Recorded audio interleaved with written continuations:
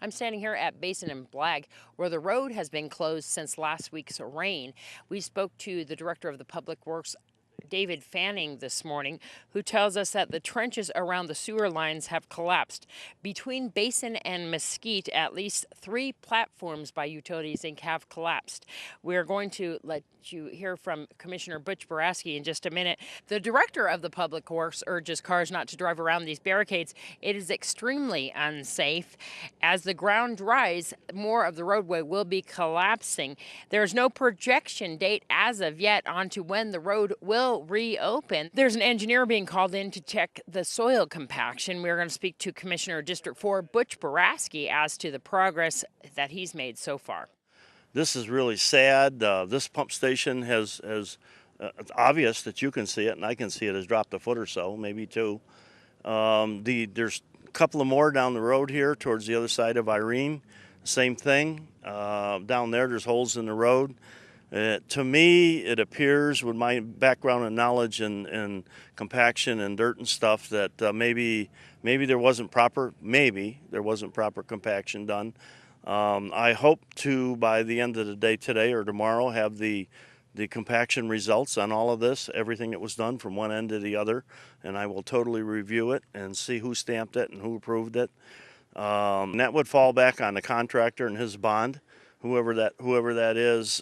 This road was redesigned by Samson Yao a few years ago when Celebrate Homes went in, and this is where all of this started, okay, or some of this started, I should say. And Samson Yao no longer works for the Public Works Department. Samson is no longer with us.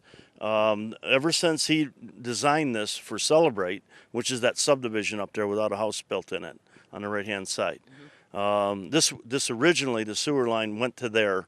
And then when they put the detention center in, now they've extended a second line that goes all the way on this side of the road, all the way up to the detention center. As we said earlier, if there was raw sewage here, it would be pushing out of the ground. There is something coming out of the ground over here. I'm going to try to have it tested today, to see whether that's animal or human. I believe it's animal. I think it's coming from the dairy. Yeah, there is an odor here. There's definitely an odor, and you can see the color in the water. And again, human or animal, I should know by the end of the day what that is. And I'll let you know as soon as I find out. The responsible party obviously is going to be more than likely the contractor to bill all of this. If their work was substandard and we can prove it, they've got a real problem. If not, the county will wind up getting tagged with a bill. We do have to do the testing. We're going to have to do something to get this road back opened up. And until we can find out what caused the failure, to me, again, when I looked in the holes down there, I can't see here because the roadway is still intact.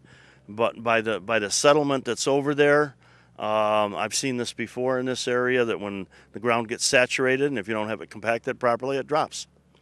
And I know that it's not only the roadway that we're worried about and the opening, but it has to do with the pumping stations. I know that we can't hear the pumping station running right now. There are some broken pipes. Do we know if they are actually working right now?